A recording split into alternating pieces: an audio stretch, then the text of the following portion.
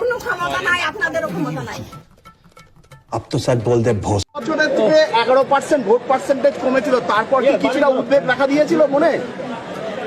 আমি ভোটের ফলাফল নিয়ে খুব একটা চিন্তা করিনি। একই সময় কম ছিল, শুধু মানুষের কাছে পৌঁছানোর চেষ্টা করে গেছি এবং সেটা খুব ভালোভাবে হয়েছে। আশা করি তোমরা সবাই জানো এবং শুনেছো যে পশ্চিমবঙ্গে একটা উপনির্বাচন হয়েছিল। সেই উপনির্বাচনের আজকে ফল ঘোষণা হয়েছে, যাতে চোরেদের দলকে আবার মানুষ ভোট দিয়েছে।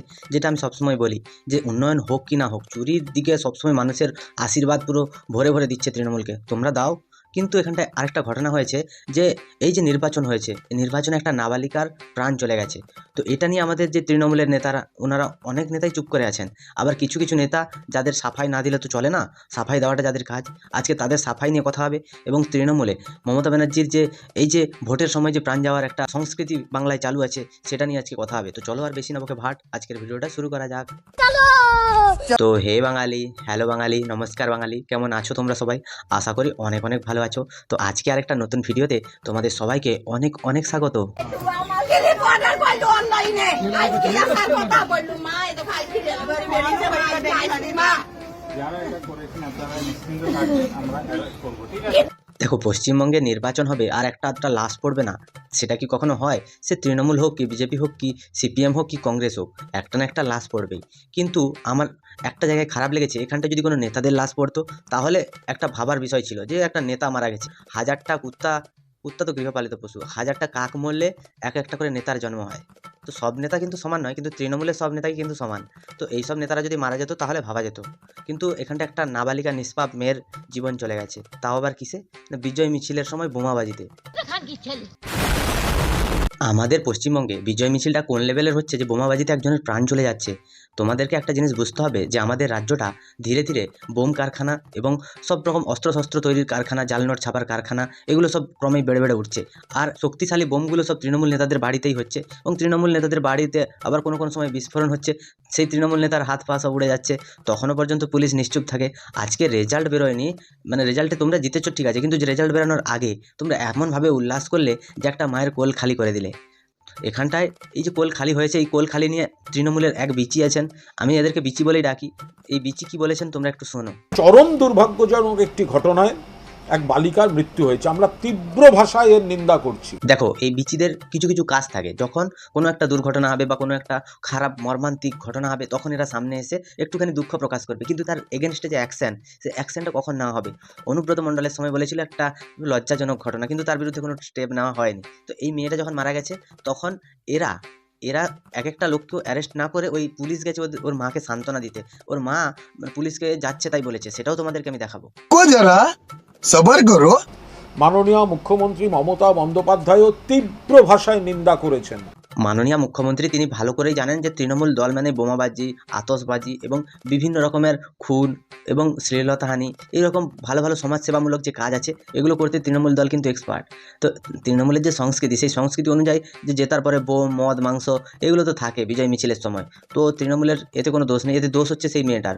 মুখ্যমন্ত্রী শুধুমাত্র নিন্দা জানিয়েছেন, এটা আরও বড় লজ্জাজনক ঘটনা। মুখ্যমন্ত্রী নিন্দা না জানিয়ে যদি মুখ্যমন্ত্রী ওই যারা করেছে তাদেরকে অ্যারেস্ট করে তাদেরকে কঠোরতম শাস্তি দেওয়া উচিত ছিল বলে আমার মনে হয়।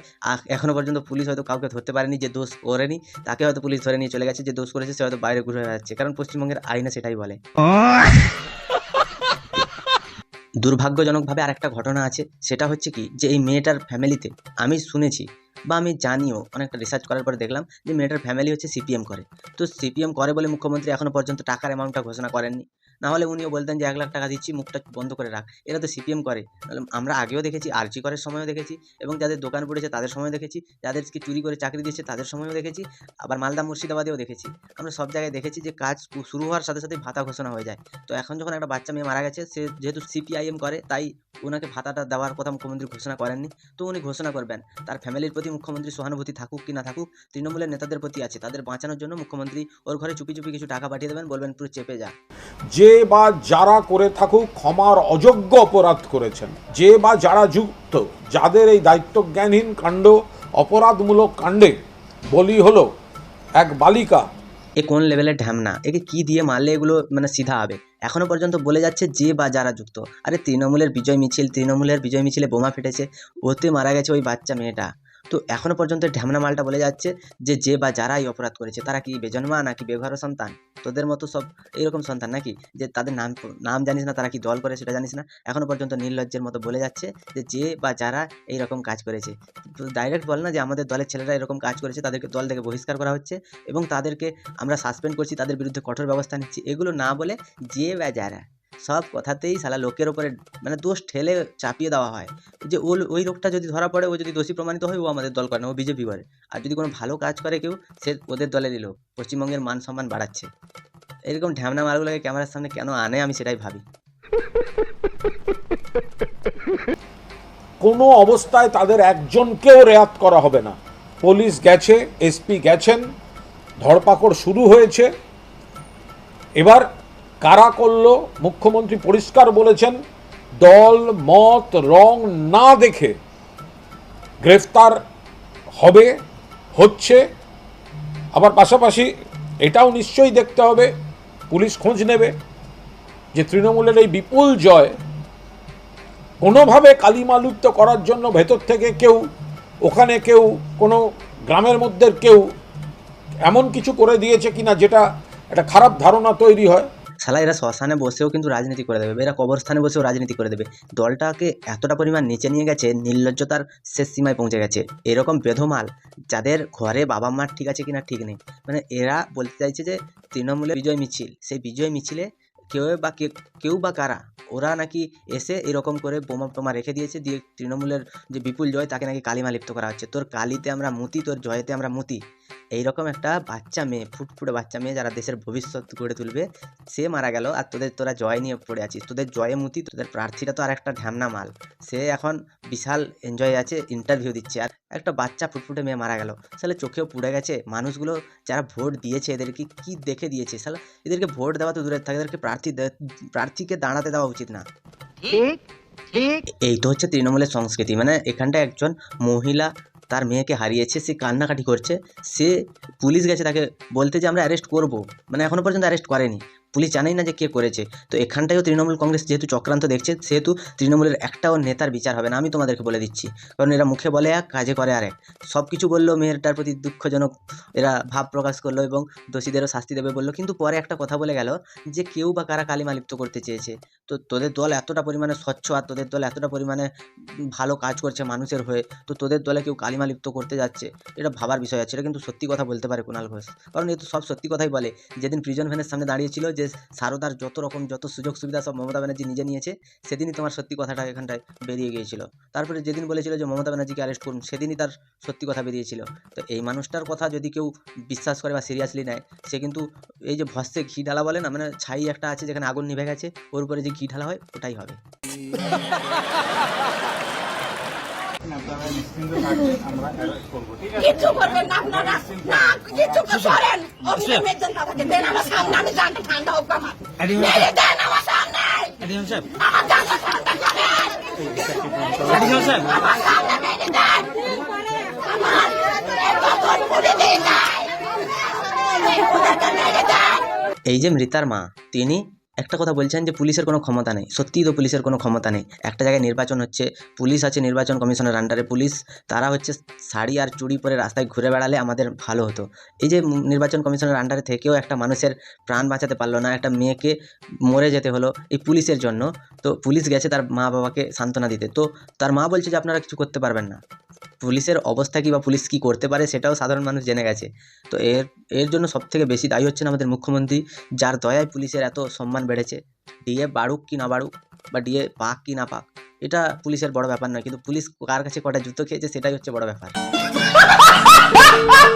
ওই কেন্দ্রের নির্বাচনের পরে যিনি প্রার্থী জয়ী হয়েছেন, তিনি এই বাচ্চা মেয়েটাকে নিয়ে একটা কথাও বলেননি। তো তার মানসিকতা বা তার যে মুসলিমদের প্রতি ভালোবাসা, মুসলিমরা নাকি এক আছে, এই মুসলিম একটা মেয়ের প্রাণ গেছে, তিনি যে একটা কোনো কথা বলবেন, তিনি যে তীব্র প্রতিবাদ জানাবেন, এটা আমরা দেখিনি। তো এই প্রার্থীর মানসিকতা বা তার মানবিকতা, এগুলো দেখে আমাদের খুব আনন্দ লেগেছে। মানুষ ঠিক মানুষটাকে ভোট দিয়েছে। তো এই রকম করে যেন আমাদের পশ্চিমবঙ্গটা ধীরে ধীরে এগিয়ে যায়। পশ্চিমবঙ্গে যেন খালি মুসলিম প্রার্থীরাই প্রার্থী দিয়ে যায়, তৃণমূলে আর হিন্দু বেঁচে নেই, তাই মুসলিমদেরই প্রার্থী করা হোক আমরা চাই, এবং পশ্চিমবঙ্গ হিন্দু শূন্য হোক সেটাও আমরা চাই।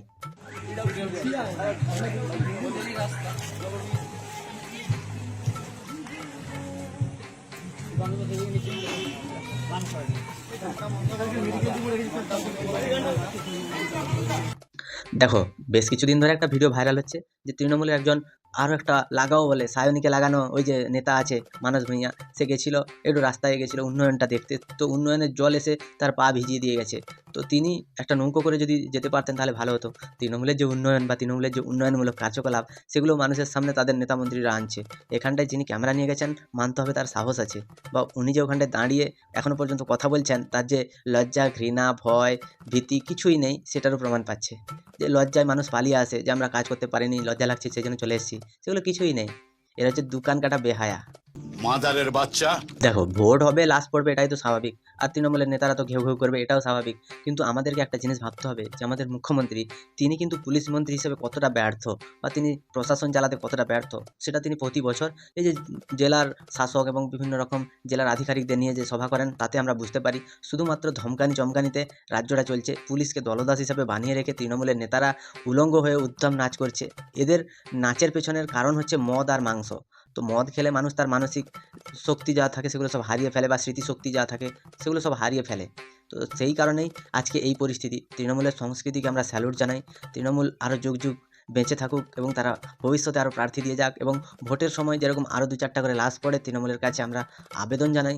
একটা কেন্দ্রে ভোটে যদি একটা লাশ পড়ে তাহলে পশ্চিমবঙ্গের এই যে এতগুলো কেন্দ্র আছে প্রায় 300-র উপরে, সেগুলোতেও লাশ পড়বে তাহলে কটা করে? প্রতি বছর যদি ভোট করানো হয় সংবিধান চেঞ্জ করে, তাহলে প্রতি বছর কত করে লাশ পড়বে সেটা ওই মানুষ একটু কাউন্ট করে নিলে ভালো হয়। পশ্চিমবঙ্গটা এখন দেনা আর নেশা এই দুটো জিনিসের মাঝে ডুবে গেছে। সেখান থেকে পশ্চিমবঙ্গকে বাঁচাতে হলে আমাদের দরকার পরিবর্তন, আর আমাদের দরকার যারা এটার পেছনে আছে তাদেরকে যথাযথ শাস্তি দান করা, এবং তাদেরকে ভালো মতন মানে কঠোর থেকে কঠোরতম শাস্তি দেওয়া। তো এর জন্য মুখ্যমন্ত্রী উনি পারবেন না, এর জন্য একটা অন্য দল বা অন্য একটা এজেন্সি দরকার। তোমাদের কি মতামত তোমরা আমাকে একটু কমেন্টে জানিও। যদি ভিডিওটা ভালো লাগে তাহলে লাইক, কমেন্ট, শেয়ার এবং সাবস্ক্রাইব করে দিও। পাশে থাকা বেল আইকনটা প্রেস করতে একদম ভুলবে না। সবাই ভালো থেকো, সুস্থ থেকো, সাবধানে থেকো, আর দেখতে থাকো বাংলার কোণে ঘর।